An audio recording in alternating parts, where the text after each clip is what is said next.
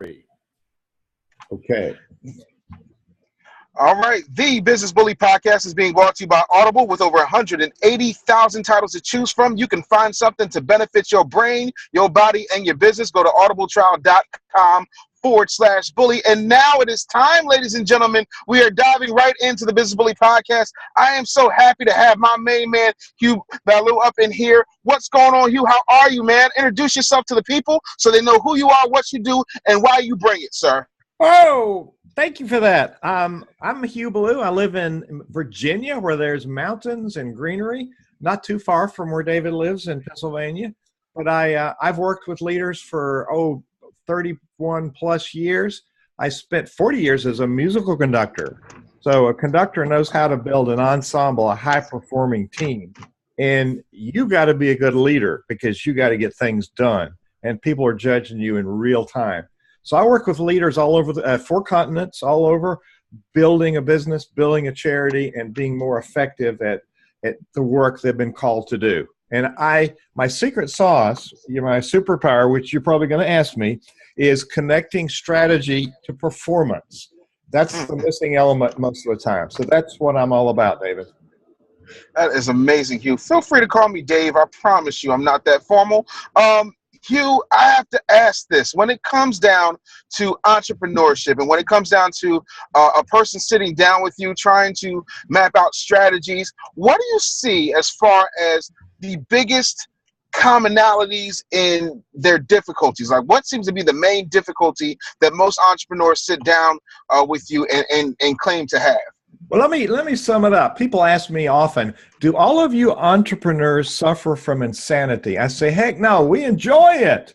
So we chase the shiny object. We are brilliant. We have ideas that will change the world.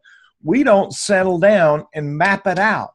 Therefore, we get stuck. We're compromised. And many times, I think the numbers are 90%. Dun & Bradstreet said 90% of entrepreneurs fail because they don't have the ability to lead their organization. So that's the biggest problem, that we don't spend time as entrepreneurs working on ourselves, building the map, and then putting the team around us so we can actually be successful.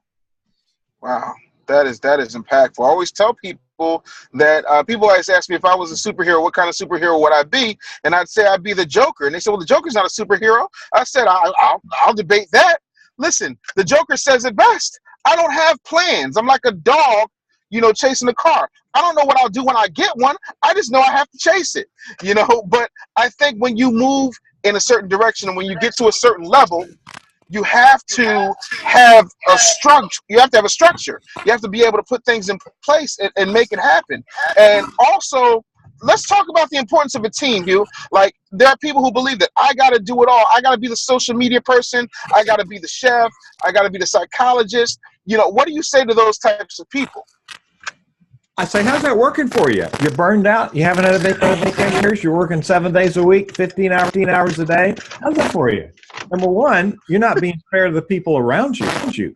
You've asked them to come in. Then you're doing it all. You might as well throw cold water on their enthusiasm. So I meet leaders often. I've done a one-day leadership empowerment symposium in your city as well, around the country in 22 different cities. The number one problem is leader burnout. And then 2, team underfunctioning. 3 is lack of sufficient revenue. Those are all related to the leader doing too much. We call it over-functioning. And when the leader over-functions, guess what the team does? They under-function. So we set up problems, and we're totally unaware of the consequences of that. Unbelievable.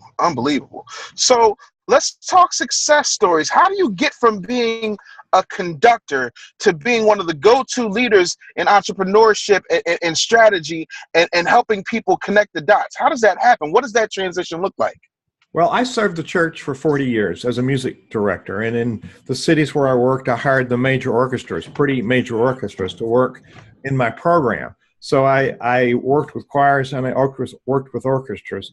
But one of my jobs was in a church in Atlanta with 12,000 members. And I determined in that job as musical director that 10% of my job was music. 90% made music possible. So I worked in large churches creating systems and building leaders on teams. So I've got a real life history of accomplishing things, and one of the most difficult places to accomplish that, it would be in the church. You have all these volunteer people running around doing things. Focusing the people, guiding them, empowering them to do great stuff is what leaders do. We are influencers. You know, people who aren't conductors perceive musical conductors as dictators. I got to tell you, Dave, you got a little white stick and you got these union people sitting out there, you can't make them do anything. They're going to play the notes in front of them for 2 hours or whatever you've contracted, and then they're going to leave. So the leader is the influencer. We want them to perform at a high standard. So I took all of that stuff that I had worked with for 40 years, and I've done this work. It's been an overlap with this work. But I mean, people thought since I worked for a big mega church that I was smart, so they hired me to do team empowerment. And I learned to reposition what a musical conductor does into non-musical settings. That's an analogy, an orchestra or a choir, just like a football team or a basketball team or a NASCAR team. These are all high-functioning cultures that depend on the thought leader, the cheerleader, the influencer, the leader to empower them to function as a high-performing team. So I made that transition after 40 years. I figured I'd done what I could do. So I thought I'd work outside the church, outside of business, outside of charities, and with entrepreneurs, helping them embrace the things I have learned, trying to keep them out of the ditch. So let's just say somebody gets into the ditch and then they find you. How do you get them out? Well, yeah, you know, I didn't mean to make you choke, Hugh. I did. Got choked up with that question. The problem is, some people like being in the ditch. There's this failure thing. I'm going to fail. I'm going to fail. Boom, you fail. See, I told you so. Right. Yeah, the pessimist is always right. Even if they win, they don't mind being wrong. But say, I told you I was going to fail. There's a self-awareness and a confidence. We do not know how to empower ourselves for success. And so when people come to me and say, Hugh, I'm not succeeding like I deserve to succeed, that's a person that I can help get to the goal line, to the finish line. We're running a marathon. This isn't a sprint. And every mile is a challenge. You got 26.2 miles. You've got to train for the marathon. You've got to be committed to the marathon, and you've got to make sure you understand where the pathway is so you can get there and ahead of everybody else, unless you think running last is the winning place. So I can help people if they will help themselves. What I can do is provide the systems, coaching, and the accountability processes for people to excel. But David, 90% of the people won't do that. Yeah, no, you're absolutely right. And I'll go this far.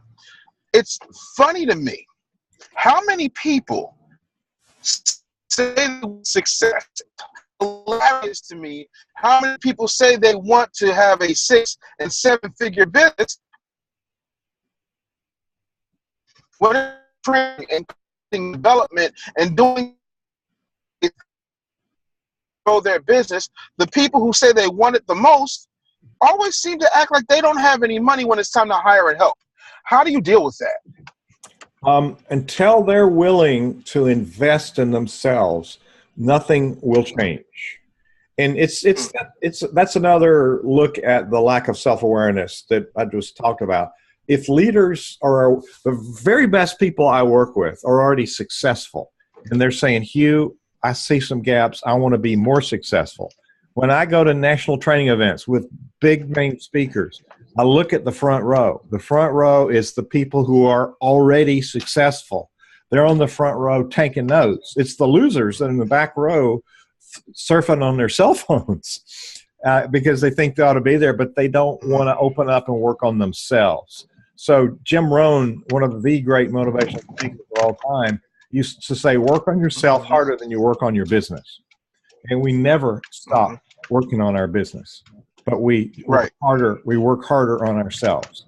And it's what I call continuing improvement.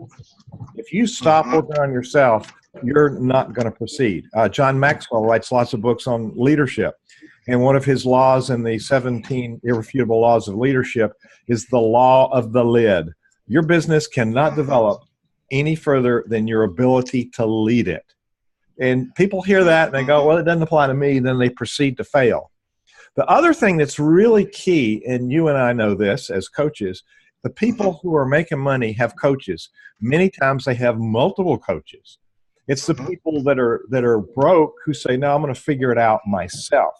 Rather than investing in themselves with a little bit of money, growing their revenue and becoming more successful, they're going to get trapped in this spiral of, I'm going to figure it out. And then they don't fail. They burn. They crash and burn. Yep. Yeah, it's a hard thing to watch, man. You know, I was talking to someone who scheduled a discovery call with me, and she said, well, you know, I've been on this major talk show, and you know, now I'm going to write a book, and then I'm going to get speaking gigs. And I'm like, whoa, hey, like, I've been on several major talk shows. I wish that was all I had to do in order to maintain success, you know, maintain growth. Like, I don't know who's teaching you this. No, you have to invest in yourself.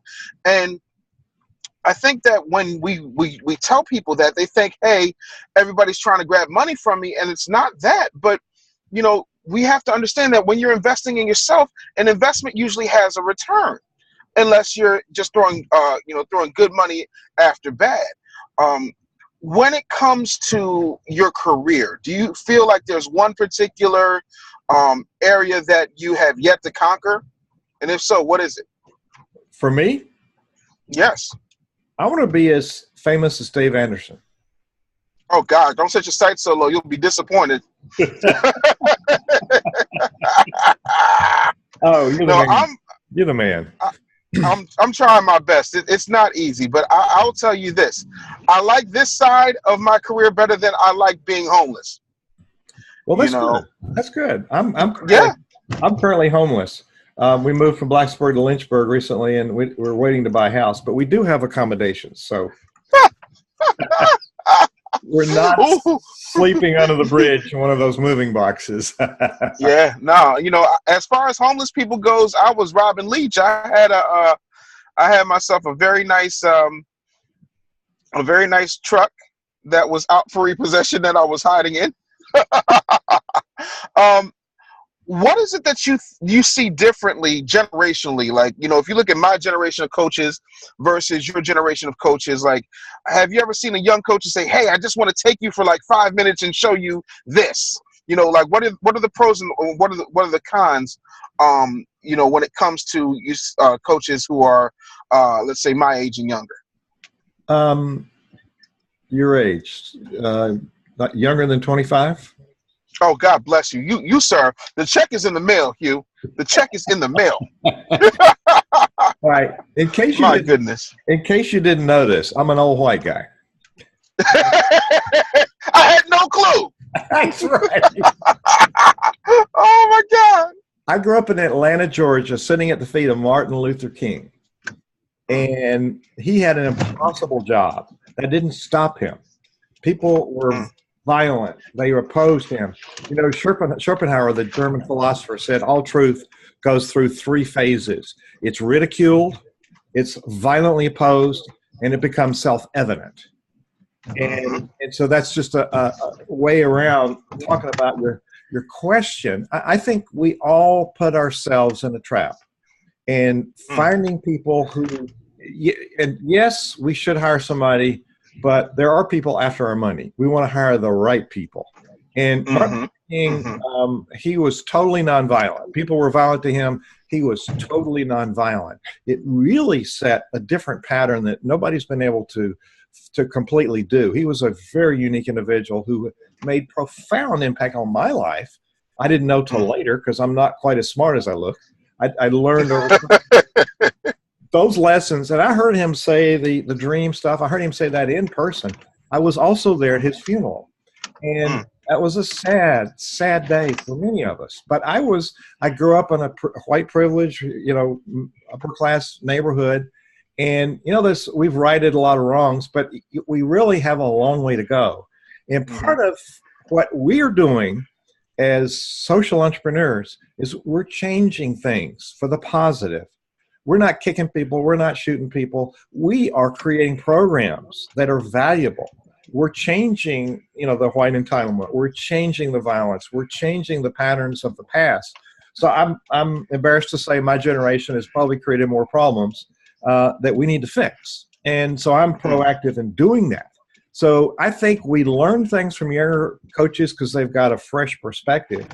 But I do think there's value in those of us who have gray hair because, David, I've made the mistakes and I've learned from those. So I've been around longer to make more mistakes.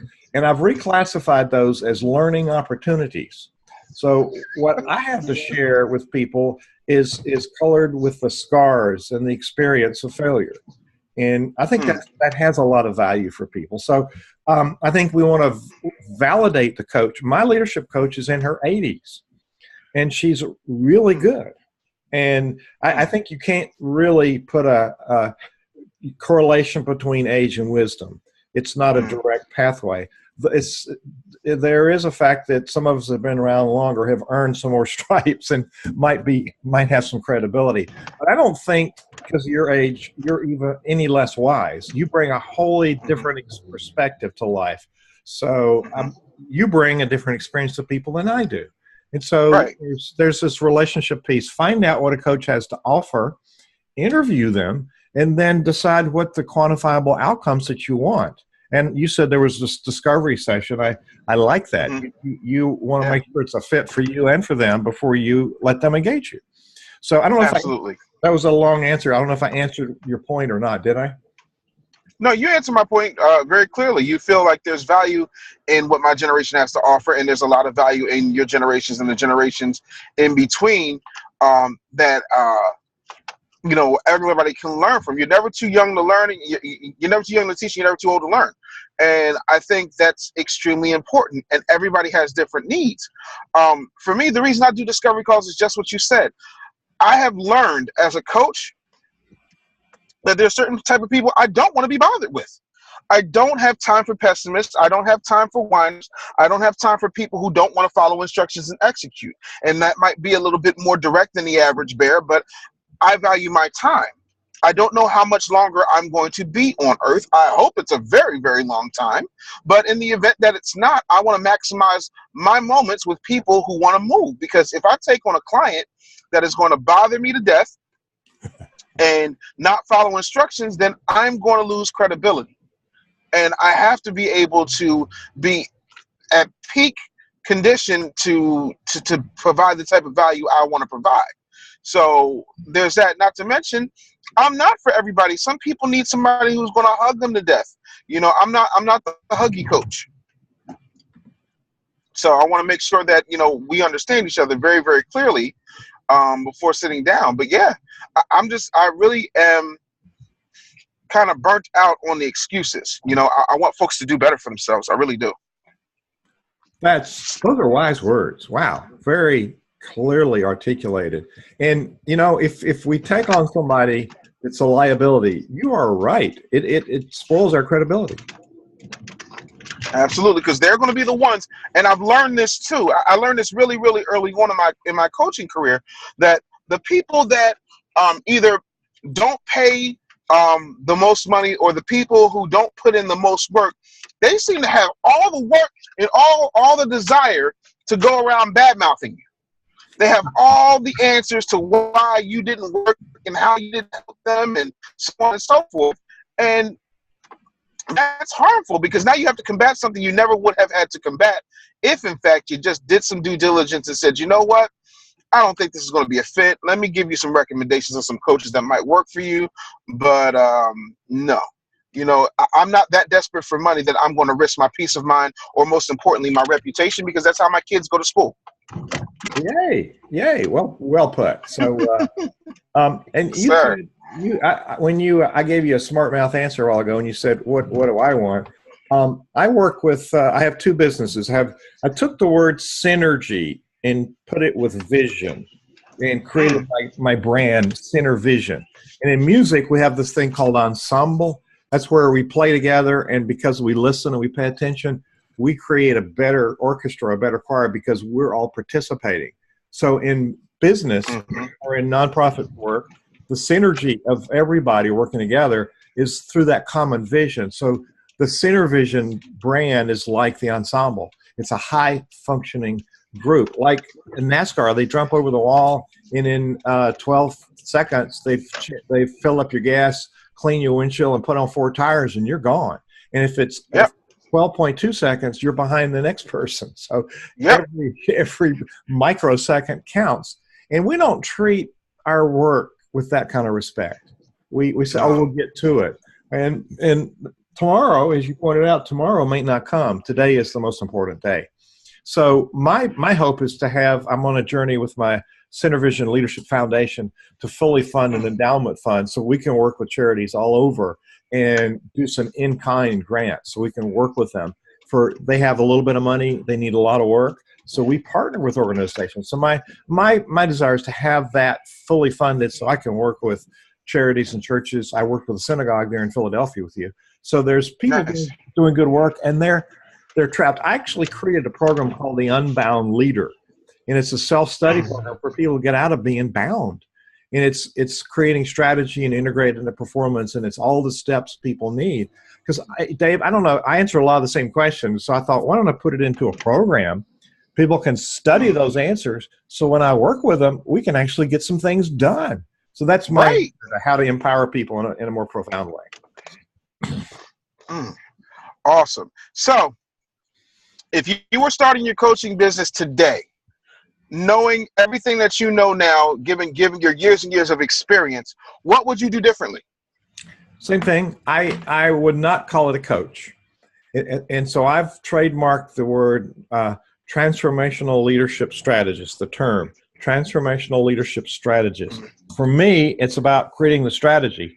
Most people haven't done that. They think they want to go somewhere, but they haven't built the map. But you're going to work. You know the route. You've got the map. People don't do that for the business. So you take the map, you build a skill set, and you build the implementation plan. So for me, the strategy and performance are integrated, like in music. Those have to work together. So I would be more spot on in defining. I help people build a strategy and make it work is the bottom line. So I would be more clear at the front of saying, this is what I do differently than other people on the planet. And it's about anywhere, we're in business because we help people solve problems and we give them value. That's why we make money. And until people understand what that is, they're not going to hire us. Very, very true. Very, very true. Do you have, I still haven't been able to pin it down, maybe because I'm relatively young. Do you have a moment in your career you say, this was the greatest moment of my career? Do you have like that pinnacle moment, that moment where you feel like, okay, I've hit the top of the heap. I've hit that stride. I've hit that financial goal. Like, what is that thing? What's your greatest accomplishment in business? Well, we make money to eat, to pay the rent, to live, and I have constant cash flow, and so I'm grateful for that. I don't have a desire to be wealthy because I am wealthy in a lot of ways. The book by Napoleon Hill, Think and Grow Rich, he listed the 13 attributes of wealth, and money was the last one. It is very important, and a lot of entrepreneurs, and especially nonprofits, tend to undervalue that. I think my most success is seeing people take hold of my ideas and do them. And, the ideas work. Not everybody works. Not everybody works. The ideas work. And so you really have to do them long enough for them to be applied. So I have my biggest joy is when I see an organization take it and move it forward. I have several right now that are just really blossoming. And in the past, one of the biggest ones is in 2007, a German company said, we want to hire you because we do events all over the world. Nobody in America will talk to us. And so they employed me, and by 2 years, they had an event scheduled in 2012, which they need to plan 2 and 3 years ahead. But they did an event in Cincinnati called the World Choir Games. It was a competition of choirs, not unlike the Olympics, but they can't use that word. And in 2012, 400 choirs from 100 countries came to Cincinnati for 10 days. And by their own reports, they brought $83 million into the local economy. And I made the initial call. I helped in the process. I helped close the deal. My job was to connect them, not to do any of the work or produce any of the stuff. So that was a pretty large success. The whole world had eyes on Cincinnati for 10 days. If you knew anything about choral music, that was where it was happening. And it attracted like 40 choirs from China, 40 choirs from South Africa, choirs from all over Europe, choirs from the other countries in Africa besides Africa. So they had indigenous music of the cultures, and they had the classics. And some choirs, like the South African choirs, were very well integrated now. But they would, the first week, they would do Vivaldi and Mozart and Beethoven. The second part of the week, they would do music from the culture, the indigenous cultural music. And they would do all of it equally well. So here's the big thing. World peace descended upon that event. It wasn't a Goldie event. It's what happens when people have a common goal and they learn to talk and share with each other. So people that were competing in this competition were actually cheering each other on. To me, that was a huge success, and it wouldn't have happened if I hadn't made the contact and made it happen. And I was forgotten. I was in the background, which is my job. I'm a catalyst to make things happen. We don't need personal attention. We want the clients to get the attention. So that's my thing. I want to be happy. I was in the audience watching the big celebration in Cincinnati, and I knew this is here because I made it happen. And they didn't have my name in lights or anything. And so that's my joy, is to see my ideas, my connections, my work be a catalyst for people having access to the brilliance that God gave them. It's a beautiful thing. I love that. I love that a lot. Now, of course, we always talk about leadership. We talk about being transformational. We talk about growth. How does one who has a leadership mindset before I even say find, how does one who focuses on growth and has a leadership mindset identify and then find their tribe and then recruit them? That's a great question. We want to do push marketing. Hire me, do this, this is what I see all this on social media. I can do this, hire me. Well, to me, that's backwards. And Dave, what I notice about you is you give people value. And that's my piece. You give people value, you help them solve problems. Then they come around and say, I really need you. And the best clients I have, I didn't sell. I gave them value. I helped them solve problems. And they said, I need you to help me. And that's not everybody. And I don't want to work with everybody. Like you said, there's some people that I don't want to work with. I'd rather take a nap than try to work with them. Part of that's my age and mental condition. So, it's the position of influence. That's what I help people with. We attract people to us. And James Allen wrote the little book, As a Man Thinketh. It was in the time when it was male-dominated language. But, he said, I will neutralize it. He said, we don't attract what we need. We attract what we are. It's paramount to understand who you want to attract and how you will attract them, and then be excellent. I've got to get a shirt that says on the front of the shirt, nobody's perfect. And then I turn around and say, but parts of me are excellent. And we can't do everything. So focus on what we are brilliant at. And I'm brilliant at helping people find their expertise and then connect to. My podcast is called Orchestrating Success. It's the orchestra thing. It's converting passion to profit. We don't know how to do that as entrepreneurs. We're really good at something. We're not good at that.